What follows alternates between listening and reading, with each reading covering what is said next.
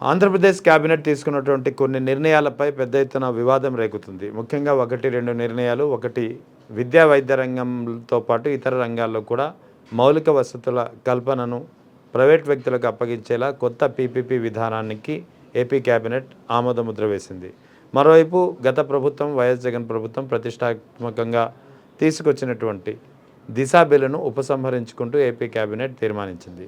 So ఈ అన్ని అంశాలతో పాటు వైఎస్ జగన్ భద్రతా లోపం అసలు ఎందుకు, ఎలాంటి వ్యవస్థ నెలకొంది, అన్ని అంశాలపై మాట్లాడేందుకు మనతో జాయిన్ అవుతున్నారు ప్రముఖ విశ్లేషకులు retired additional SP Rajeshwar Reddy గారు. సార్ నమస్తే. సార్ నమస్తే అండి. సార్ చెప్పండి, ఏపీ ప్రభుత్వం తీసుకున్నటువంటి కొన్ని వివాదాస్పద నిర్ణయాలు, ముఖ్యంగా విద్యా వైద్య రంగంలో కూడా ప్రైవేట్ వ్యక్తులను, అంటే కనీస మౌలిక సదుపాయాల కల్పనకు ప్రైవేట్ వ్యక్తులను ఇన్వైట్ చేస్తూ పీపీపీ విధానం, కొత్త విధానాన్ని తీసుకొస్తుంది. అసలు ఎలా చూడాలి ఈ పరిణామాన్ని? చూడండి, ఇది ఎలా ఉంటుందంటే, ఇప్పుడు ఆయన మెడికల్ కాలేజీలు ప్రైవేటీకరణ చేయాలనుకుంటున్నారు కదా. అది ఎంత అప్రజాస్వామికము, లేకపోతే ఎంత ప్రజా వ్యతిరేకత. 1 కోటి మంది సంతకాలు చేసి ఇచ్చారు. ఎందుకంటే ఒక మెడికల్ కాలేజ్ విద్య అనేది ఈ సంవత్సరానికి ఇప్పుడు బి కేటగిరీ సీట్ వస్తే ₹1 కోటి అవుతుంది ఉత్త ఫీజులే. నీ కొడుకో నా కొడుకో, అంటే ఎంప్లాయీస్ మేము, ఒక డిఎస్పీ స్థాయి అధికారు, డిసిఎస్పీ స్థాయి అధికారు కొడుకు ఒక బి కేటగిరీ సీట్ వచ్చింది అనుకోండి, ఓకే, మా రిటైర్మెంట్ బెనిఫిట్స్ మొత్తం ₹1 కోటి వస్తే కూడా వాని ఫీజుకే సరిపోతాయి 5 ఏళ్ళకి, 5.5 సంవత్సరం ఎంబీబీఎస్కి. ఇలా ఉన్నప్పుడు ఇంకా సామాన్యుడు ఏం చదివిస్తాడు? వేల కోట్ల వ్యాపారాలు, 100 కోట్ల ధనవంతులు మాత్రమే వైద్య విద్య అనేది అనుభవిస్తారు.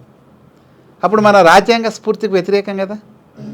మన రాజ్యాంగంలో ఆదేశిక సూత్రాల్లో వెరీ క్లియర్గా చెప్పింది, సంపదనంతా ఒకసాట అవకాశాలు, సంపద, విద్య ఇదంతా కూడా సమానంగా అందరు ప్రజలకి ఈక్వల్గా డిస్ట్రిబ్యూట్ అయ్యేలాగా చూడమని ఆదేశిక సూత్రాలు ఉన్నాయి. అది రాజ్యాంగ స్ఫూర్తి. అది అందుకోసము జగన్మోహన్ రెడ్డి గారు ఉన్న గవర్నమెంట్ కాలేజీలకు కాకుండా సుమారు 16 మెడికల్ కాలేజీలకి ఓపెన్ చేశాడు. 5 కన్స్ట్రక్షన్ పూర్తి చేసి ఈ సీట్లు మన రన్నింగ్లో కూడా పెట్టేశాడు. అడ్మిషన్స్ పూర్తయి ఇంకా మళ్ళీ ఇంకో 5 కాలేజీలు అడ్మిషన్కి రెడీగా ఉన్నాయి.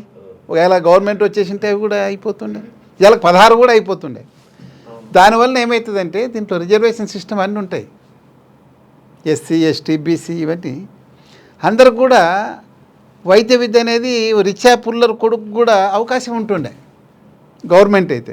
ఇప్పుడు ఎక్కడ అవకాశం ఉంటుంది ప్రైవేట్ అయితే? ఇది రాజ్యాంగ స్ఫూర్తిగా వ్యతిరేకము, పైగా ప్రజాస్వామ్యానికి, ప్రజల అభిష్టానికి వ్యతిరేకమైన అది. మరి 1 కోటి మంది సంతకాలు చేశారు. ఓకే, ఈ వైసీపీ కాక్రోచులు అనొచ్చు వాళ్ళని, ఎందుకంటే మన ఆంధ్రప్రదేశ్లో రకరకాల కాక్రోచులు ఉన్నాయి కాబట్టి వైఎస్ఆర్సీపీ కాక్రోచులు అని అనుకున్నాం. ఇప్పుడు జంజీ చాలా మద్దతు వస్తుంది వాళ్ళకి ఇటువంటి దానికి. దీని మీద ఖచ్చితంగా ఇది ప్రజా వ్యతిరేకమైన చర్య. రెండవది, ఈ వైద్యం అనేది చాలా విద్య, కానీ వైద్యం అనేది గవర్నమెంట్ సూపర్విజన్ లేకుంటే ఎలా ఉంటుందండి? ఎన్ని కాలేజీల్లో, ప్రైవేట్ కాలేజీల్లో ప్లే గ్రౌండ్స్ ఉన్నాయండి? ఉన్నాయా? అసలు ఎంతసేపు కూర్చోబెట్టి గంటలు చదివిస్తున్నారు, కానీ అసలు వాళ్ళకు సొసైటీలో పోయి బతికేకి ఏమన్నా నేర్పిస్తున్నారా? ఒక బట్టి కొట్టి సీటు సంపాదించడం తప్పిస్తే. ఓకేనా? ఇట్లా ఈ వైద్యము, విద్య అనేది ప్రభుత్వం యొక్క భాగస్వామ్యం లేకుంటే, అంటే ప్రభుత్వం యొక్క అజమాయిషి లేకుంటే అన్కంట్రోల్ అయిపోతుంది అట్టడుగు ప్రజలకి. ఎందుకంటే మన కాడ ఇంకా బిలో ప్రావర్టీ లైన్ కిందనే చాలా మంది ఉన్నారు, చాలా పర్సెంటేజ్ ఉంది. ఒక చెప్తున్నారు కానీ మేము విద్దేశం అన్నీ చేస్తుంటే ఎందుకు ఉచిత బియ్యం ఇస్తున్నారు, ఎందుకు రేషన్ కార్డ్స్ ఉన్నాయి? నువ్వు ప్రజా పంపిణీ వ్యవస్థ దగ్గర నువ్వు బియ్యం ఎవరికి ఇస్తున్నావు? బిలో ప్రావర్టీ లైన్ ఉన్న వాళ్ళకే కదా. మరి అంతమంది ఉన్న వాళ్ళకు నువ్వు వైద్యం ఎక్కడి నుండి తెచ్చిస్తావు? నువ్వు ప్రైవేట్ సెక్టార్లో అంతా పెట్టేస్తే ఉచిత విద్య ఎక్కడి తెచ్చిస్తాం? ఓకేనా? ఇది చాలా దుర్మార్గమైన చర్య, దుర్మార్గమైన ఆలోచన. ఇది ప్రజలకు, పేద ప్రజలకు ఏమాత్రం అనుకూలం లేదు, వ్యతిరేకమైన చర్య అది పీపీపీ పద్ధతి అనేది. గత ప్రభుత్వం తీసుకొచ్చినటువంటి ప్రతిష్టాత్మకంగా వైఎస్ జగన్ తీసుకొచ్చినటువంటి దిశ బిల్లు ఏదైతే మహిళలు చిన్నారులపై నేరాలు జరిగితే సత్వరంగా విచారణ చేసి వెంటనే శిక్ష పడేలా చేయడానికి వీలు కల్పిస్తూ ఏదైతే ఒక బిల్లు ఉందో ఈ బిల్లును ఏపీ క్యాబినెట్ వెనక్కి తీసుకుంటూ అంటే విత్డ్రా చేసుకుంటూ నిర్ణయించడం ఎంతవరకు సమంజసం? ఒక బిల్లు తీసుకురావడం కదా, బిల్లు ఇక్కడ మన అసెంబ్లీలో ఆమోదించి సెంట్రల్ గవర్నమెంట్కి పంపించారు. వాళ్ళు వాళ్ళ గవర్నమెంట్ కాదు కాబట్టి, అంటే వాళ్ళ కూటమిలో లేడు కాబట్టి పెండింగ్ పెట్టారు. ఇప్పుడు ఈయన అడిగితే చేస్తారు, ఏమంటే అదే చెప్తున్నా, అది ఒక దుర్మార్గమైన చర్యనే. ఎందుకంటే అప్పుడు హైదరాబాద్లో ఒక లారీ డ్రైవర్లు క్లీనర్లు కలిసి ఒక అమ్మాయిని, అంటే పేరు లేకుండా దిశాని నామకరణం చేశారు సజ్జనార్ ఎస్పీ ఉన్నప్పుడు. వాళ్ళు అత్యంత దారుణంగా అసలు సొసైటీ అంతా విస్తుపోయే విధంగా జరిగిన సంఘటన అది. ఒక అమ్మాయికి ఒక ఏది సిటీలో జరిగితే దిక్కు లేకుండా ఆమె ఆ కామాంధుల చేతిలో మానభంగానికి గురిపడి చంపేసి కాల్ చేస్తే, సరే సజ్జనార్ సార్ ఉన్నాడు అప్పుడు సైబరాబాద్ కమిషనర్గా, ఆయన లిమిట్స్లో జరిగింది. అది నేచురల్ జస్టిస్ జరిగింది. కానీ ప్రతిసాట నేచురల్ జస్టిస్ జరగదు కదా, అవకాశం లేదు. చాలా ఘోరం విషయం. దానికి దిశ అని ఆయన పెట్టాడు పేరు, ఎవరు సజ్జనార్ అమ్మాయికి. దాని మీద తెలంగాణ గవర్నమెంట్ రెస్పాండ్ అయిందో లేదో నాకు గుర్తులేదు, కానీ పక్కన ఉన్న ఏపీ గవర్నమెంట్ జగన్మోహన్ రెడ్డి గారు ఇమ్మీడియట్గా చాలా సీరియస్గా తీసుకుని దానికి దిశ చట్టం అంటే ఏం లేదండి, ఉన్న చట్టంలో ఉన్న అప్పుడుకున్న సెక్షన్స్కు కొంచెం పనిష్మెంట్ పెంచాడు. ఏది పోక్సో చట్టం సపరేట్గా ఉంది, అది ఓకే. అది కాకుండా ఐపీసీలో ఉన్న సెక్షన్స్కి పనిష్మెంట్ పెంచాడు. రెండోది ఏమంటే కోర్టులు సపరేట్, దానికి కోర్టు పెట్టాలా, ఇన్వెస్టిగేషన్ 7 daysలో అయిపోవాలా, 15 days లోపల నువ్వు ట్రయల్కి వెళ్ళిపోవాలి, అది 21 daysలో జడ్జిమెంట్ రావాలి. అంటే అన్నీ అంత ఫాస్ట్గా, అది స్పెసిఫిక్గా ఫాస్ట్. అంటే ఒకసారి నువ్వు అరెస్ట్ చేస్తే వాళ్ళు లోపలే ఉంటాడు, అరెస్ట్ చేస్తేనే లేదు. 7 daysలో ఛార్జ్షీట్ వేయాలా, ఇన్వెస్టిగేషన్ కంప్లీట్ చేసి 15 daysలో కోర్టుకు పోతే వాళ్ళు ఒక వారమో 10 రోజుల్లో వాళ్ళు ట్రయల్ జరిపేసి వానికి శిక్ష చేయాలి. ఎందుకు ఆ ఉద్దేశం ఏమి? నువ్వు ఏళ్ళ తరబడి నడిస్తే దాంట్లోన సాక్షులు హాస్టైల్ అవుతారు, గుర్తుండదు నీకు. జస్టిస్ ఇది డిలే అయిపోతే జస్టిస్ డినైడ్. నీకు ఎంత కాలం నడిచిపోతే ట్రయల్ ఎప్పుడో 2 ఏళ్ళకో 3 ఏళ్ళకో 4 ఏళ్ళకో వస్తే ఇప్పుడు పిలుస్తున్నారు నాకు. నేను కొవ్వూరులో 2019 జూలై 19 నుండి 2020 అక్టోబర్ 4 వరకు చేశాను నేను. ఎన్ని సంవత్సరాలు అయింది? 6 సంవత్సరాలు అయిపోయింది. ఇప్పుడు నన్ను కోర్టుకు పిలుస్తున్నారు ఎవిడెన్స్ ఇస్తురా అని. అంటే 6 సంవత్సరాల తర్వాత రాజే కాదండి. మొన్న ఒక కేసు అయింది, పోక్సో కేసు. దాంట్లో అమ్మాయి కడుపు వచ్చేసి, మైనర్ బాలికి కడుపు వచ్చేసి సమ్ కూతురు పుడితే నేను DNA టెస్ట్కి పంపించిన ముద్దాయికి అమ్మాయికి, ఇద్దరికి DNA రిపోర్ట్ కూడా వచ్చింది. ఆ అబ్బాయి ఇద్దరు కలిసి బయలాజికల్ పేరెంట్స్ ఆ అమ్మాయికి అని వచ్చింది. అంటే ఏముంది? పోక్సో, వాడు ముద్దాయి ప్రూవ్ అయింది. 6 years తర్వాత అమ్మాయి హాస్టల్ అయింది వచ్చి. ఎన్నో పరిస్థితులు మారినాయి. మరి డబ్బుతో కొన్నారా లేకపోతే ఇంకేం కొన్నారా? అమ్మాయి కూడా ఎస్సీ అమ్మాయి, అబ్బాయి సమ్ అదర్ కమ్యూనిటీ అతను. అమ్మాయి లేదు నేను వేరే వంతగా కన్నాను అమ్మాయినని చెప్తుంది. సరే రేపు పొద్దున DNA రిపోర్ట్ కూడా నేను సబ్మిట్ చేసిన ఎవిడెన్స్ చెప్తేప్పుడు అది ఏ విధంగా చేస్తుంది అంటే నువ్వు లేట్ అయ్యే కొద్దీ డిలే అవుతుందని వితిన్ 15 days 21 daysలో అది కంప్లీట్ అయితే ఎవడైతే నేరం చేసినాడో, ఎందుకంటే 7 days లోపల నీకు ఫారెన్సిక్ సైన్స్ రిపోర్టు కూడా, ల్యాబ్ రిపోర్టు కూడా తీసుకోమని చెప్పారు. అదంతా మాండేటరీ. ఇంత మంచి చట్టాన్ని పంపిస్తే బీజేపీ వాళ్ళు వాళ్ళ కూటమిలో లేరు కాబట్టి అది చేయలేదు. ఇప్పుడు చంద్రబాబు నాయుడు ఒక్క మాట అడిగితే నేను వెయిట్ చేస్తున్నాను 3 years నుంచి, 2.5 years నుంచి. అది ఎప్పుడు అప్రూవ్ చేయించుకుంటారు వీళ్ళని, ఎందుకంటే అంత మంచి చట్టం అది. దాన్ని మేము వాపస్ తీసుకుంటున్నామని ఎలా చేస్తారు వీళ్ళు? 2 bills పంపించారు. అంటే ఈ అఫెన్సెస్కు పనిష్మెంట్ ఎన్హాన్స్ చేస్తూ, రెండోది కోర్టు సిస్టాన్ని, దీనికి ఒక సపరేట్ కోర్టు ఉండాలా, ఈ విధంగా జరగాలని. ఎంత అన్యాయం ఇది అసలు. అంటే మరి ఇంకా దీని మీద విమర్శించరా? స్త్రీల మీద పిల్లల మీద వీళ్ళకి ఏమీ బాధ్యత ఉందని? ఈ గవర్నమెంట్ని విమర్శించంటే విమర్శించరా అండి? ఏమైనా విమర్శిస్తే అందరి మీద కేసులు పెడుతున్నారు, కానీ ఇంత బాధ్యత రాహిత్యంగా ఎలా ఉంటారు? లేకపోతే వీళ్ళు ఏమన్నా కొత్తగా ఏమన్నా పంపుతున్నారా? దిశ అంటే జగన్మోహన్ రెడ్డి పేరు గుర్తుంటుంది కాబట్టి వేరేది ఏమన్నా పంపుతారో చూడాలి. ఎట్లా పంపినా కానీ దాన్ని విత్డ్రా చేసుకోవడం అనేసి అయినా ఘోరం, టూ మచ్. నీ దగ్గరకు వచ్చిన తర్వాత పేరు మార్చుకో, ఏముంది? గవర్నమెంట్తో అప్రూవ్ చేయించుకో, సెంట్రల్ గవర్నమెంట్తో నువ్వు పేరు మార్చుకోవచ్చు, అంతా నీ చేతిలో పని కదా. నారా చంద్రబాబు నాయుడు లేకపోతే లోకేష్ లేకపోతే పవన్ కళ్యాణ్ ముగ్గురు పేర్లు వస్తే లేదో పెట్టుకో చట్టానికి. ఆయన ఏం జగన్మోహన్ రెడ్డి ఆయన పేరేం పెట్టుకోలేదు, దిశ అని పెట్టాడు దానికి. ఆ పోలీస్ స్టేషన్లో కూడా దిశ అని పెట్టాడు అప్పుడు. మధ్య డిఎస్సి బాధితులకు సంబంధించి డిఎస్సి అవకతవకలకు సంబంధించి వైఎస్ఆర్ కాంగ్రెస్ పార్టీ ఇచ్చినటువంటి పిలుపు మేరకు రాష్ట్ర వ్యాప్తంగా ఆందోళనలు, ధర్నాలు జరిగాయి. సో విజయవాడ సెంటర్లో కూడా మాజీ ఎమ్మెల్యే మల్లాది విష్ణు తన అనుచరులతో కలిసి శాంతియుతంగా ధర్నా చేస్తుంటే central MLA, TDP MLA bonda Uma తన అనుచరులతో కలిపి వచ్చి అతనిపై దాడి చేయడమే కాకుండా ఏకంగా కోడిగొడ్లతో దాడి చేయడం. ఎలా చూడాలి ఈ పరిణామాన్ని? అంటే పోలీస్ వ్యవస్థ ఏం చేస్తుంది? నిమ్మకు నీరెత్తినట్టు వ్యవహరిస్తుందా అంటే ఏం చెప్తారు? ఇది చెప్పాలంటే అండి, పోలీస్ ఫెయిల్యూర్ ఇది.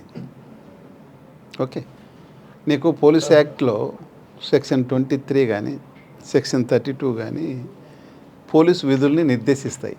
పోలీస్ యాక్ట్ 1861 దాంట్లో 23 కానీ చూస్తే పోలీసు వాళ్ళు ఇంటెలిజెన్స్ కలెక్ట్ చేసుకోవాలా, ఏదైనా అన్టువర్డ్ ఇన్సిడెంట్ ఏమైనా జరుగుతాయంటే ప్రివెంట్ చేయాలా, పబ్లిక్ రక్షణ కల్పించాలా. సెక్షన్ 32 ప్రకారం ఎక్కడైతే కాంగ్రిగేషన్ ఆఫ్ గ్యాదరింగ్ ఉందో అక్కడ నువ్వు పబ్లిక్ ఆర్డర్ని మెయింటైన్ చేయాలని ఉంది. It shall be the duty of the police to maintain order, shall be అనేది. అదే యాక్ట్నే ఫాలో అవుతున్నాం మనం. దాని మీదనే మన చట్టాలన్నీ వస్తున్నాయి ఇప్పుడు పోలీస్కి సంబంధించిందంటే. బేస్ రిక్రూట్మెంట్ అదే, రిటైర్మెంట్ అదే, సస్పెన్షన్, డిస్మిస్ ఏదైనా కానీ 1861 ప్రకారమే ద పోలీస్ యాక్ట్ 1861 అని నేషనల్, ఇది మన జాతీయంగా ఉండేది, అది సెంట్రల్ యాక్ట్. దాని ప్రకారం జరుగుతుంది. దాంట్లో వెరీ క్లియర్గా ఉంది 32లో. 31 వచ్చేసి మీరు ఎప్పుడన్నా అర్థం 30 పోలీస్ ఆర్డర్ అని. దాని ప్రకారం ఏమంటే ఎవరైనా అప్లై చేస్తే ఏ విధంగా పోవాలో ఏం కథ అని వాళ్ళు రూల్స్ రెగ్యులేషన్స్ పెడతారు. నిన్న కూడా ఈ మన జగన్మోహన్ రెడ్డి దానికి కూడా వాళ్ళు అప్లై చేశారు, ఇచ్చారు. చాలా అద్భుతంగా ఉంది అది ఆర్డరు, చాలా ఘోరంగా ఉంది, మొత్తం అప్రజాస్వామ్యము. అది సరే. ఇది ఈ కేసులో ఇప్పుడు మల్లా ఆదివిష్ణు గారు లేకపోతే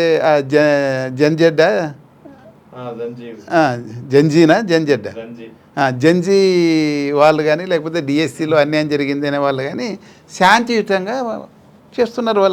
మన రాజ్యాంగం కల్పించిన హక్కు శాంతియుతంగా నిరసన తెలపడం, ఓకేనా. దానికి ఈ ఒకవేళ పర్మిషన్ లేకుండా ఉంటే డీజీ కార్ నుండి కానిస్టేబుల్ వరకు, హోంగార్డ్ పవర్స్ ఉండవని, కానీ డీజీ కార్ నుండి కానిస్టేబుల్ నుండి డీజీ వరకు పర్మిషన్ లేకుంటే నువ్వు ఏం చర్య తీసుకోవాలో పోలీసులు తీసుకోవాలి, ఓకేనా. వాళ్ళ మీద ఎవరైతే చేస్తున్నారో, లేకపోతే మీకు ఆ ప్లేస్లో పెట్టుకునే పర్మిషన్ లేదనో, లేకపోతే పబ్లిక్ ఇబ్బంది ఉందనో ఏదన్నా ఉంటే అదొక మిషనరీ ఉంది మనకు, ఓకే. వాళ్ళు చేయాల, పోలీసు వాళ్ళు చేయాల, లేకపోతే రెవెన్యూ వాళ్ళు, మండల ఎగ్జిక్యూటివ్ మేజిస్ట్రేట్ లేకపోతే అక్కడ సంబంధించిన ఆయన ఏదో ఒక ఆర్డర్ ఇచ్చేసి దాన్ని ఎవిక్షన్ ఒక చట్ట ప్రకారం నువ్వు తీసేయాల. వీరేమంటారు, బోండా ఉమ్మ గారు ఎమ్మెల్యే గారు ఒక 100 మందితో వచ్చేసి వాళ్ళ మీద దాడి చేసి ఎందుకు వచ్చినావంటే వాళ్ళకి పర్మిషన్ లేకుండా కూర్చున్నారని. అంటే పోలీసు ఉద్యోగం కూడా ఆయనే చేస్తాడా? అంటే ఇట్లేమవుతుందంటే నెక్స్ట్ ఇప్పుడు రాను ఏ విధంగా అలవాటు చేస్తున్నారంటే పోలీసు వాళ్ళు, అంటే మీ ఎఫర్ట్స్ మీరు చేసుకోండి అని, అంటే మీ రక్షణ మీరు చేసుకోండి, మాకేం సంబంధం లేదు అని. అంటే ఇప్పుడు బోండా ఉమ్మ కోడిగుడ్లు రాళ్ళు తీసుకొని వస్తే వీళ్ళు కూడా రాళ్ళు, కత్తులు, కటార్లు పెట్టుకొని శాంతియుతంగా చేయాలా ధర్నా? ఇప్పుడు అంటే సెల్ఫ్ డిఫెన్స్ అనేది ఎవరికైనా ఉంది కదా, రైట్ ఆఫ్ ప్రైవేట్ డిఫెన్స్ ఉంది కదా. వాళ్ళని దాడి చేస్తే వీళ్ళు వాళ్ళని రక్షించుకునే హక్కు మన బిఎన్ఎస్లో ఉంది, ఐపీసీలో ఉంది, 100 సిఆర్పిసి ఐపీసీలో రైట్ ఆఫ్ ప్రైవేట్ డిఫెన్స్. అంటే ఈసారి పోలీసు వాళ్ళు ఇంటర్ఫీర్ కాదు, మీరే చూసుకోండి అని చెప్తున్నారు వాళ్ళ చర్యల ద్వారా. వీళ్ళు కత్తులు, కటార్లు, రాళ్ళు, వీళ్ళు మిరియాల పొడి ఇటువంటి పెట్టుకొని కూర్చోవాలా? వీళ్ళు ఏదైనా నిరసన తెలపాలంటే నిరసన తెలిపే హక్కు ప్రతి ఒక్క పౌరునికి ఉంది, రైట్ రైట్ ఆఫ్ ఎక్స్ప్రెషన్ ఇది right of speech, right of expression ఇవన్నీ ఉన్నాయి. దాన్ని నువ్వు వాళ్ళకున్న హక్కుల్ని, సిటిజన్కున్న ఫండమెంటల్ రైట్స్ని నువ్వు రక్షించాల్సిన బాధ్యత పోలీసులది. క్లియర్గా 2032లో ఉంది, 23లో ఉంది పోలీస్ యాక్ట్లో, మరి 32లో వెరీ క్లియర్గా ఉంది. It shall be the duty of the police to maintain order అని ఉంది. వేర్ గ్యాదరింగ్స్, అసెంబ్లీస్ ఉన్న కాడ. మరి అవన్నీ ఏం చేయకుండా నువ్వు ప్రేక్షక పాత్ర పోయిస్తే ఇది పోలీస్ ఫెయిల్యూరు. ఎవరైనా వస్తారు అట్లుంటే, బోండాబొమ్మ వస్తాడు, ఇంకెవడైనా, ఇంకా కార్పొరేటర్ వస్తాడు, ఇంకెవరైనా వస్తారు.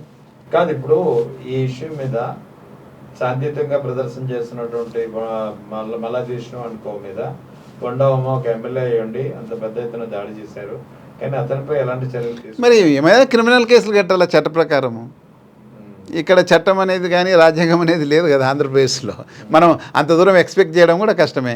ఎందుకంటే అక్కడున్న మల్లాది ఆది విష్ణు వాళ్ళనే ఎవిక్ట్ చేయించారు, కానీ పోలీసులకు హక్కు ఉంది, అది రైట్ ఉంది. ఏదైనా ల్యాండ్ ఆర్డర్ ప్రాబ్లం వస్తుందంటే డిస్పర్సల్కి ఆర్డర్ చేయొచ్చు, పోకుండా ఉంటే ఎత్తుకొని పోవచ్చు. కానీ వీళ్ళని శాంతియుతంగా కూర్చుని విక్టిమ్స్ని ఎత్తుకొని పోయినారు, కానీ దౌర్జన్యం చేయడానికి వచ్చిన ఆయన 100 మందితో వచ్చిన వాళ్ళని నువ్వు ప్రివెంట్ చేయలేదు కదా, చూసుకుంటున్నావు. ఎందుకంటే మన పోలీస్ డిపార్ట్మెంట్కి ఆ బోండాబొమ్మ గారు లెటర్ ఇస్తేనే ఆ ఉన్న ఎస్ఐకి సిఐకి పోస్టింగ్ ఇచ్చింటారు. ఆ బోండాబొమ్మ గారు ఆయన యొక్క ఏమంటారు కాన్ఫిడెన్స్ని ఈయన ఎంజాయ్ చేసినంత కాలమే ఎస్ఐ కానీ, ఇన్స్పెక్టర్ కానీ, డిఎస్పీ కానీ అక్కడ ఉంటారు. ఆయన ఇప్పుడు కాదనుకుంటే సాయంత్రానికి వీఆర్కి వెళ్తారు, పోస్టింగ్ లేకుండా పడిపోతారు పోలీస్ ఆఫీసర్లు. అందుకోసం వాళ్ళ నుంచి మనం ఇంకేం ఎక్స్పెక్ట్ చేస్తాం? ఓకేనా? Supreme court Prakash Singh versus union of ఇండియాలో స్పెసిఫిక్ ఆర్డర్ ఇచ్చేసి, అరే నాయనా మీరు పొలిటీషియన్స్ మీ పోస్టింగ్స్లో ఇంటర్ఫీర్ అయ్యేకి లేదు అని డీజీకి అయితే, మీరున్న లిస్ట్ అంతా మాకు యూపీఎస్కి పంపండి, వాళ్ళు సెలెక్ట్ చేస్తారు 3 దాంట్లో మీరు తీసుకోండి, మీరు ఒక్కరిని మీ గవర్నమెంట్ ఛాయిస్ లేదు, సమ్ XYZని డీజీ పెడతంటే అట్లా లేదు, మీ దగ్గర ఉన్న లిస్ట్ అంతా మాకు పంపండి, మేము ఫిల్టర్ చేసి ఒక 3 పంపిస్తాము, ఆ 3లో మీరు ఒకరిని వేసుకోమని చెప్పారు.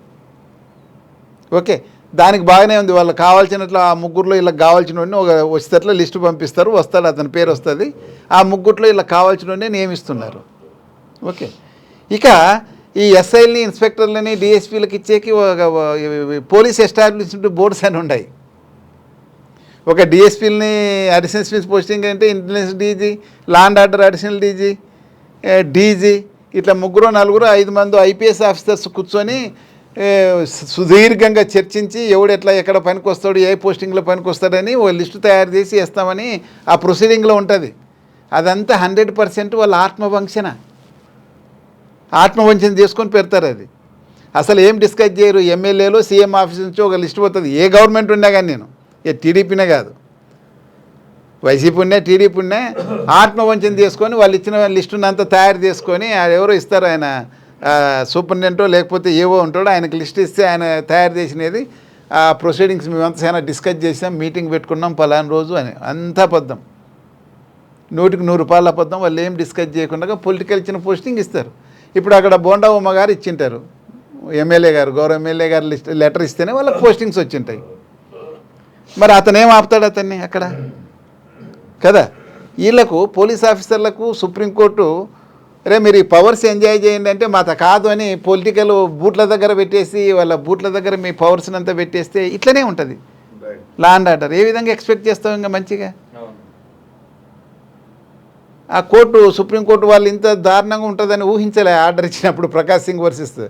లేకపోతే కానీ ఓ జ్యుడిషియల్ ఆఫీసర్ని ఎవరినో ఒక మెంబర్ పెట్టింటే కూడా సరిపోయేది. ఈ పోలీస్ ఆఫీసర్స్ అంతా చెప్పే కదా ఇంతకుముందు, ప్రతి స్టేట్లో 5 మంది డీజీ, 5 6 మంది డీజీలు ఉంటారండి. ఈ మన స్టేటే కాదు, అంతటి పట్టిన దళిద్రమే ఇది. వాళ్ళలో 1, 2, 3 డీజీ కావాలనేది వాళ్ళ కోరుకుంటుంది. పోయి పొలిటీషియన్స్ దగ్గరకు పోయి మీరు ఏం చెప్తే అది చేస్తాం అని అంటారు. ఓకే, అతన్ని వేస్తారు. ఆయన ఏం చెప్తే ఇది ఆయన మాట ఇచ్చిన తర్వాత ఇంకా కింది కానిస్టేబుల్ వరకు అతని ఆర్డర్లోనే కదండి పోయేది. ఈవెన్ ఒక ఎస్ఐని పోస్టింగ్ ఇస్తే 2 ఏళ్ల వరకు షిఫ్ట్ చేసేకి లేదు. సుప్రీంకోర్టు జడ్జిమెంట్ ప్రకారం Prakash Singh versus union of India కేసులో ఒక ఇన్స్పెక్టర్ని పోస్ట్ చేస్తే 2 ఏళ్ల వరకు నీకు షిఫ్ట్ చేసేకి లేదు, అన్లెస్ అతని మీద కరప్షన్ అలిగేషన్స్, అడ్మినిస్ట్రేషన్ గౌన్స్ అన్నారు. ఒక డిఎస్పీని, ఒక ఎస్పీని, ఒక డీజీని లేదు. అందుకే ఇప్పుడు ఉన్న డీజీ రిటైర్ అయినా కంటిన్యూ అవుతున్నాడు. ఒకసారి పోస్టింగ్ ఇస్తే రెండేళ్ల వరకు దాన్ని షిఫ్ట్ చేసేకి లేదు. ఓకేనా? ఈ విధంగా ఉంటే అంత పవర్స్ వాళ్ళకి ఇస్తే మీరు పోయి మీ క్యాప్ని, మీ పవర్స్ని అంతా పొలిటీషియన్స్ చేతిలో పెట్టేస్తే ఈ లా అండ్ ఆర్డర్ ఇట్లనే ఏడుస్తుంది. మరి బొండావు మీద కేసు పెడతారా వచ్చి డిస్టర్బ్ చేసినందుకు? ఒకవేళ వీళ్ళు కంప్లైంట్ ఇస్తే కూడా నువ్వు పెడతావా? పెట్టరు. అంటే ఇంకా ఏమవుతుందంటే లాస్ట్కు ఇట్లనే ఉంటే ఎవరి రక్షణ వాళ్ళే బందోబస్తు చేసుకోవాలనే పరిస్థితి ఉంది. వీళ్ళే వాలంటీర్స్ని కటార్లు పెట్టుకొని వీళ్ళు శాంతియుతంగా తీస్తుంటారు. పక్కన వాళ్ళ పార్టీకో లేకపోతే వాళ్ళకి సంబంధించిన వాళ్ళు వాలంటీర్లు వాళ్ళ రక్షణ కోసం కావాల్సిన ఆయుధాలు అవన్నీ పెట్టుకొని ఉండాలనే పరిస్థితి వస్తుంది. ఇక రాజమండ్రిలో గత 2 రోజుల నుంచి కలకలం రేపుతున్నటువంటి ఘటన, మెడికో విద్యార్థిని ప్రియాంక జేఎస్ఎల్ మెడికల్ కళాశాలలో పీజీ మొదటి సంవత్సరం చదువుతుంది. ఒక మాల్ నుంచి బయటకు వస్తున్నప్పుడు మద్యం మత్తులో ఉన్నటువంటి ఇద్దరు కారు నుంచి 1కి 2 కాదు 3 సార్లు గుద్దేసి మరి ఆమె బ్రెయిన్ డెడ్ అయ్యి అపస్మారక స్థితిలో ఇవాళ చనిపోయింది. సో ఎలా చూడాలి అంటే ఇంత దారుణమైనటువంటి వ్యవస్థ ఎలా చూడాలి ఈ అంశం? ఇద్దరు పిల్లకాయలు, ఒకడు ఎంఎస్సీకి ఫారిన్ కూడా పోతా ఉన్నట్లున్నాడు, యూఎస్కి ఎక్కడో అబ్బాయి.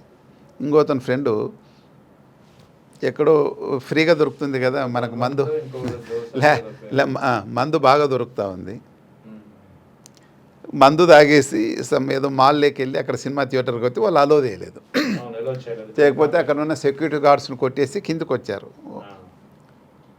ఏది మన కింద సెల్లార్లోకి వచ్చేసి కారు తీసుకొని అక్కడ నుండి తప్పించుకొని పోయే దాంట్లో వాడు బయటకు వచ్చినప్పుడు కరెక్ట్గా ఈ అమ్మాయి ఇంకో అబ్బాయి స్కూటర్లో బయటకు వచ్చారు. సినిమా వదిలేరు అప్పుడే. ఆ అమ్మాయి దురదృష్టం కొద్దీ డాష్ కొట్టారు. ఆ అమ్మాయి చూసింది, మళ్ళీ ఒకసారి వెనక్కి వచ్చేసి మళ్ళీ డాష్ కొట్టేసి పోయారు. అదే వాడు తాగిన మబ్బులో ఉన్నట్లున్నాడు. మరి ఎందుకంటే వాళ్ళకేం ఇన్వెస్టిగేషన్లు ఇంతవరకు ఇంకా చేయాలా. ఇన్వెస్టిగేషన్లు ఇంతవరకు అమ్మాయికి వారికి ఏదో పరిచయం ఉండి పాత ఖర్చులు ఉన్నట్లు తెలియడం లేదు, మోటివ్ లేదు. కొంచెం తాగున్నాడు, సెక్యూరిటీ గార్డు కొట్టాడు, పారిపోయే క్రమంలో ఉన్నాడు అనేది మాత్రం మనకు తెలుస్తూ ఉంది. దానికోసం ఏమైంది, పోలీసు వాళ్ళు ముందు పాత 338, ఇప్పుడు ఏదో కొత్త సెక్షన్లు ఉన్నాయి, ఐపీసీలో 338 కట్టారు. వాళ్ళని ఇమ్మీడియట్గా అరెస్ట్ చేశారు వాళ్ళని. అప్పటికి అమ్మాయి కోమాకు పోయింది, బ్రెయిన్ డెత్ అయింది. కాబట్టి ఆ ఇన్స్పెక్టర్స్ ఏమైనా తెలివిగా 308 అంటే 307 అంటే హత్య ప్రయత్నం, 308 అయితే attempt to commit the offence culpable homicide but not amounting murder అని ఉంది. 304 Part 2 దానికి అటెంప్ట్ చేసినాడు అనేసారు. రిమాండ్ కూడా ఇచ్చింది కోర్టు, రిమాండ్లో ఉన్నారు. ఈరోజు అమ్మాయి బ్రెయిన్ డెత్ అయింది కాబట్టి వాళ్ళ కుటుంబ సభ్యులు పర్మిషన్ ఇస్తే ఆ లైఫ్ సపోర్టింగ్ సిస్టమ్ తీసేసి డెత్ డిక్లేర్ చేస్తారు. అది హైదరాబాద్ సిటీలో ఉంది, ఏదో హాస్పిటల్ ఎక్కడో ఉన్నట్లుంది. ఆ డిక్లేర్ చేస్తేనే వాళ్ళు 105 కింద వేస్తారు. 105 అంటే ఇంతకుముందు 304 Part 2 culpable homicide but not amounting to murder అని అంటారు. దానికి సెక్షన్ ఆల్టర్ చేసి వేస్తారు. ఆల్రెడీ రిమాండ్లో ఉంటారు కాబట్టి వాళ్ళు సీరియస్ సెక్షన్లోనే ఇన్వాల్వ్ అవుతారు, అది ఇష్యూ. కానీ ఇదంతా జరిగింది, ఇదంతా యాక్సిడెంట్ ఏదో అనుకున్నాంలే, ఓకే. కానీ దీని వెనక ఏది? మద్యం. నా ఎక్స్పీరియన్స్ మీద నేను అదే కోవూరు SDPO పనిచేశాను. జూలై 2019 నుంచి అక్టోబర్ 4, 2020 వరకు పనిచేశాను. 2019లో మరి సెప్టెంబర్లోనో నవంబర్లోనో ఎప్పుడు అక్టోబర్లోనో మద్యం పాలసీ, కొత్త పాలసీ గవర్నమెంట్ తీసుకొచ్చింది, జగన్మోహన్ రెడ్డి గారు గవర్నమెంట్. మొత్తం బెల్ట్ షాపులన్నీ ఏం లేకుండగా, ఓకే, పర్మిట్ రూమ్ లేకుండగా, ప్రైవేటు పార్టీస్ ఎవరు లేకుండా గవర్నమెంట్ మద్యం షాపులు పెట్టారు. అది టైమింగ్స్ పెట్టారు, ఉదయం 10 నుండి సాయంత్రం ఏదో 5, 7, 8 ఉంది. పబ్లిక్లు ఎక్కడ తాగకూడదు, నో బెల్ట్ షాపులు. ఇన్ని సీసాల కన్నా ఎవరి మీద ఉంటే వాళ్ళ మీద అరెస్ట్ చేయడం ఇంత చేశారు. ఎందుకు చేశారు? అది కంట్రోల్. రాజ్యాంగంలోన ఆదేశిక సూత్రాలని ఉన్నాయండి, 30 నుంచి 40 ఏదో చిల్లర, 50 చిల్లర ఏదో ఉన్నాయి. దాంట్లో ఆదేశిక సూత్రం అంటే డైరెక్టివ్ ప్రిన్సిపల్ 47, ఆర్టికల్ 47 ప్రకారము ఇంటాక్సికేటింగ్ డ్రింక్స్ కన్జంప్షన్ని గవర్నమెంట్ డిస్కరేజ్ చేసేకి అన్ని ఏర్పాట్లు చేయాలా. ఒక మెడికల్ పర్పస్ తప్పిస్తే ఈ మద్యపానాన్ని మీరు నియంత్రించే ఏర్పాట్లు చేయాలా అని ఆదేశం. ఎందుకంటే కోర్టు ద్వారా మనం దాన్ని చేయలేం, కానీ దాన్ని బేస్ చేసుకొని నువ్వు మద్యపానాన్ని నిషేధం చేయొచ్చు. కోర్టుకు వెళ్ళి ఏమంటే ఆదేశిక సూత్రం అట్లుంది కదా, నువ్వు మద్యపానం చేయమని మనం కోర్టు ద్వారా ఆదేశిక సూత్రాలు అంటే డైరెక్టివ్ ప్రిన్సిపల్స్ని కోర్టు ద్వారా ఎన్ఫోర్స్ చేయలేము అని క్లియర్గా ఉంది. దాంట్లోనే పబ్లిక్ హెల్త్ కూడా నువ్వు కాపాడాలా అని ఉంది. పబ్లిక్ హెల్త్ అంతా కాపాడాలా. అదేవిధంగా ఇంటాక్సికేటింగ్ డ్రింక్స్ అంటే ఆల్కహాల్ని ఒక మెడికల్ పర్పస్ తప్ప మిగతా విధంగా కన్జంప్షన్ అనేది మీరు డిస్కరేజ్ చేయాలా, స్టాప్ చేయాలనేది ఉంది. మరి మన ఏం చేసిందండి గవర్నమెంటు, గౌరవ ముఖ్యమంత్రి చంద్రబాబు నాయుడు గారు ఎలక్షన్ ప్రామిసెస్లో నాణ్యమైన మద్యము చౌకకిస్తామన్నారు. నాకు మంచి ఇష్టమైన మిత్రుడు మన వీర్రాజు గారు, సోమ వీర్రాజు గారు, బీజేపీ ప్రెసిడెంట్గా ఉన్నాడేమో అప్పుడు. ఆయన ఏదో 45 రూపాయలకు 50 రూపాయలకు మేము క్వార్టర్ చాలా చౌకగా ఇస్తాం మేమని ఆయన కూడా బీజేపీ ఆయన ప్రామిస్ చేశారు. ఇట్లా ప్రామిస్ చేసి నాణ్యమైన మద్యము లేకపోతే చౌకకి ఇస్తామని చెప్పడమే కాకుండా ఊరికి 4-5 బెల్ట్ షాపులు డోర్ స్టెప్లో, ఇంతకుముందు ప్రజల వద్దకు పరిపాలన మాదిరి తాగుబోతుల దగ్గరకు మందని మా ఊర్లో ఉండే 4 బెల్ట్ షాపులు ఉన్నాయి, చిన్నపల్లె మాది. నాశనం అయిపోతున్నారు యూత్, పనికి రాకుండా అయిపోతున్నారు. ఇంటర్మీడియట్ వాడు కూడా తాగుతున్నాడు. ఏదో నేను పల్లెలో చిన్న ఏదో టెంపుల్ కోసం చందాలు వసూలు చేస్తే నాకు తెలిసినవని షాప్, అది కళ్ళంగడి ఇంతకుముందు. ఏం మామ చిన్న ఆయన అంటే నేను ఏ రాని లోపలికి పోతే చిన్న పిల్లలు ఉన్నారు లోపల, అందరు ఇట్లా తలకాయలు తీసుకొని దాచిపెట్టుకుంటున్నారు. మంచి సాంప్రదాయమైన కుటుంబం పిల్లలు. ఎందుకు అలా జరుగుతుంది? అంతా యూత్నంతా నాశనం చేస్తున్నావు. నీకు ఎప్పుడు పడితే అప్పుడు మందు దొరుకుతుంది. ఇంకో ఉదాహరణ చెప్తా నేను. ఆ పాలసీ వచ్చేంత వరకు వైఎస్ఆర్ గవర్నమెంట్లో కూడా ఈ మద్యం షాపులు ఉన్నాయి, పర్మిట్ రూమ్లు ఉన్నాయి. ఎందుకంటే అంతవరకు ఉన్నాయి కాబట్టి, అక్టోబర్ వరకు ఏదో వాళ్ళకి పర్మిషన్ ఉండింది. అప్పుడు నా లిమిట్స్లో పంగడిలో ఒక మర్డర్ జరిగింది పర్మిట్ రూమ్లోనే, తణుకులో ఒక మర్డర్ జరిగింది. ఇంకా కొట్టుకొని తిట్టుకొని 324, 326లు 307లు అయితే దిక్కులేనని రోజు అవే. మా దగ్గర ఏదైనా రిపోర్ట్ అయితే ఓన్లీ పర్మిట్ రూమ్లు కాడ తాగుబోతుల కానీ రిపోర్ట్ అవుతుండే. అంత లాండ్ ఆర్డర్ ప్రాబ్లం వస్తుంది దానివలన. తర్వాత ఏం లేవు. మళ్ళీ తర్వాత 5 years అటువంటి మద్యం షాపుల దగ్గర ఏదో గొడవ జరిగిందని ఏది లేదు. మాకు అసలు ఒక్క కంప్లైంట్ లేదు. నేను సంవత్సరం పాటు ఉన్నాడు. నేను మద్యం నుంచి ఇంత ప్రాబ్లం ఉంటే ఈ గవర్నమెంట్ వాళ్ళు, ఈ ప్రస్తుత గవర్నమెంట్ మీద రాజ్యాంగ స్ఫూర్తికి వ్యతిరేకంగా వెరీ క్లియర్గా రాజ్యాంగంలోనే ఆదేశిక సూత్రాల్లో ఆర్టికల్ 47లో వెరీ క్లియర్గా ఉంది. గవర్నమెంట్ ఖచ్చితంగా ఈ ఆల్కహాల్ని, సారాయిని తాగేదాన్ని ఒక మెడికల్ పర్పస్ తప్పిస్తే మిగతా రకంగా దాన్ని కన్జంప్షన్ లేకుండా నిరోధించండి, మీరు అన్ని ఏర్పాట్లు చేయమని చెప్పింది. ఆ స్ఫూర్తికి వ్యతిరేకంగా నీకు ఎన్నికల ప్రచారంలోనే ఎన్నికల హామీనే ఇస్తున్నారు మీరు. మరి ఇటువంటి సంఘటనలు జరగవా? ఈ సంఘటనకు ఎవరు కారణం? వాళ్ళిద్దరైనా చెప్పండి. నేను ప్రభుత్వం కూడా కారణం అని చెప్తాను. నేను ప్రభుత్వ పాలసీలు కూడా కారణమని నేను చెప్తాను. మీరు ఏం చేస్తున్నారండి?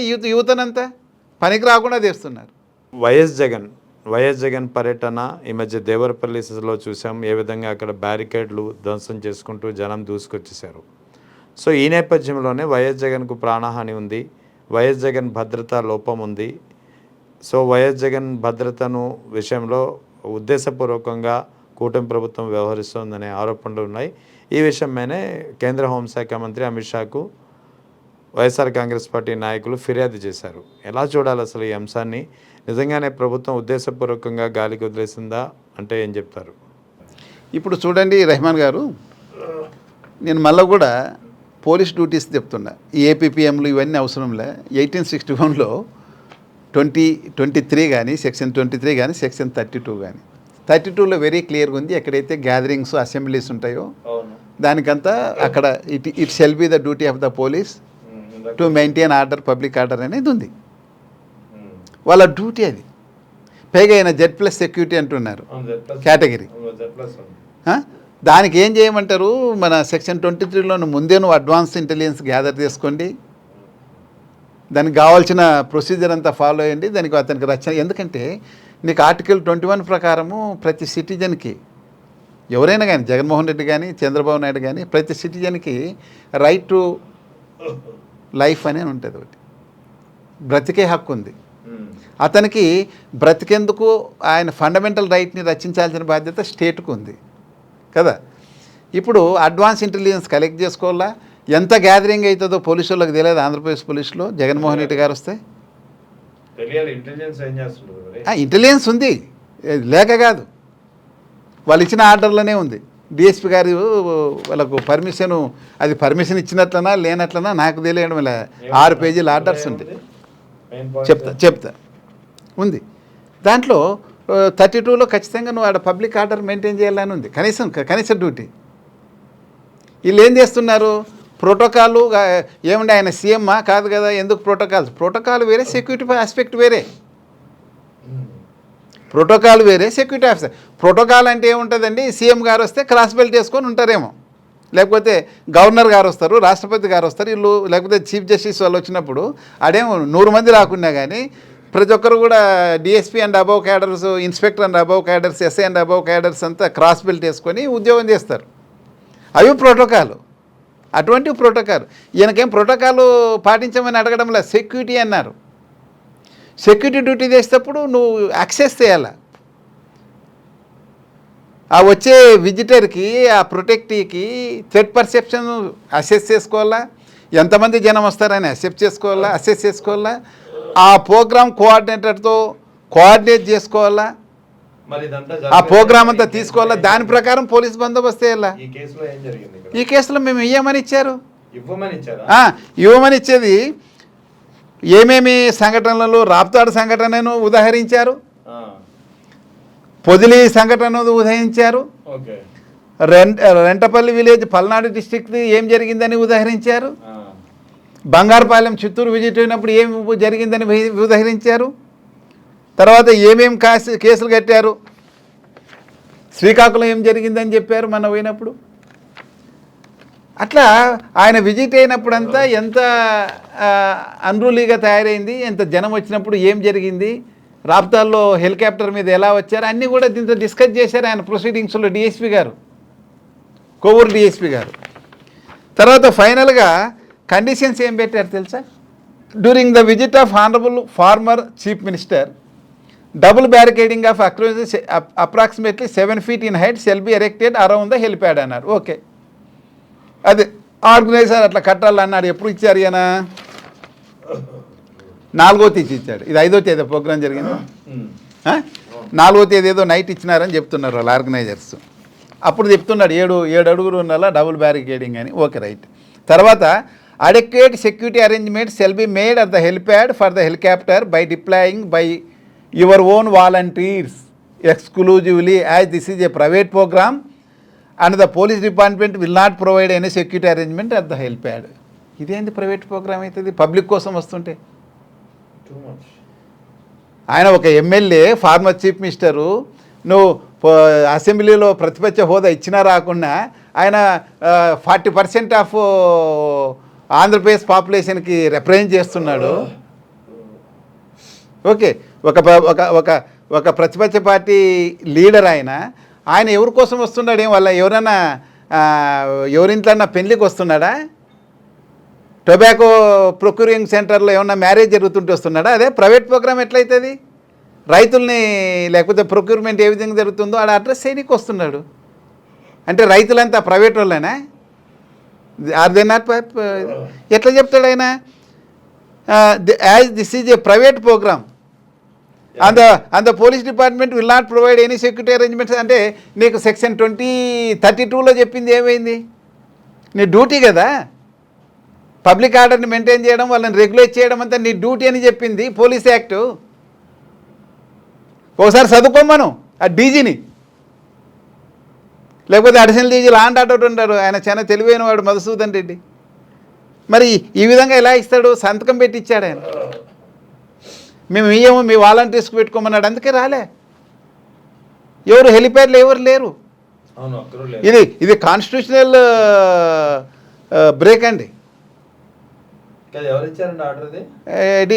ఎస్డిపిఓ కొవ్వూరు ఇచ్చాడు, ఎస్డిపిఓ కొవ్వూరు సంతకం పెట్టినది ఉంది మన దగ్గర, ప్రతి పేజీకి సంతకం పెట్టి ఇచ్చాడు ఆయన. అది తర్వాత ఇది చూసే పోలీస్ ఆఫీసర్లు అర్థం చేసుకోవాలి ఎలా ఉందో ఆంధ్రప్రదేశ్లో పోలీసింగ్ అనేది. మళ్ళీ ఒకసారి చదువుతా. Adequate security arrangements shall be made at the helipad for the helicopter by deploying your own volunteers. అంటే నేను చెప్పా కదా ఇప్పుడు, అంటే ఇంకా నీ సైన్యం నువ్వు పెట్టుకోవాలా. వైఎస్ఆర్సీపీ సైన్యం వేరే, సిపిఐ సైన్యం, సిపిఎం సైన్యం, ఎవరు ఎక్కడికి పోయినా కానీ అవన్నీ ప్రైవేట్ ప్రోగ్రామ్సే, ఇవి పబ్లిక్ ప్రోగ్రామ్స్ కాదు. రెండు, as the requisition submitted by you does not specify that any crowd mobilization, the police department will not provide any bandobast security arrangements for the program. మీరు క్రౌడ్ ఎవరైనా వస్తున్నారని మీరు చెప్పలేదు, మీరు క్రౌడ్ని తీసుకొస్తున్నామని మీరు చెప్పలేదు కాబట్టి మేము ఏం బందోబస్తు చేయడం లేదనికని చెప్తున్నారు.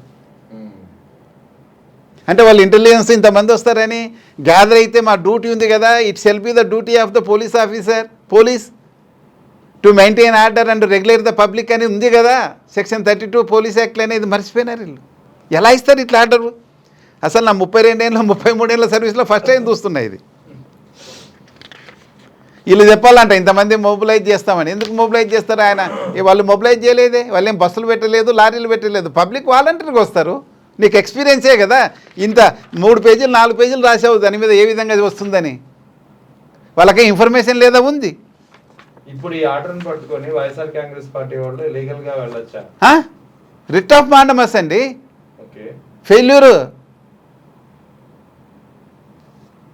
అసలు చట్టంలో ఏం చెప్పింది, మీరేం చేస్తున్నారు? The organisers shall take all necessary safety and security measures అంటాం. పోలీసు ఉండేది ఎందుకు? సెక్యూరిటీ మెజర్స్ వాళ్ళు తీసుకుంటే. అంటే వాళ్ళు తుపాకులు అవన్నీ తీసుకొని వచ్చుకుంటారా? ఎక్కడ మరి లైసెన్సులు ఏమైనా ఇస్తున్నారా మీరు గవర్నమెంట్? ప్రతిపక్ష పార్టీకి ఒక 100 మందో 1000 మందికో మేము సెక్యూరిటీ పెట్టుకుంటామంటే మీరు లైసెన్సులు ఇస్తామంటే ఇస్తారా? గన్స్ ఇస్తారా? ఎందుకంటే ప్రతి ఒక్కరికి సెక్షన్ 100 ఐపీసీ కింద సెల్ఫ్ డిఫెన్స్ కింద వాళ్ళ ప్రాణాన్ని వాళ్ళు రక్షించుకునేది ఉంది కదా, రైట్ టు లివ్ ఉంది కదా.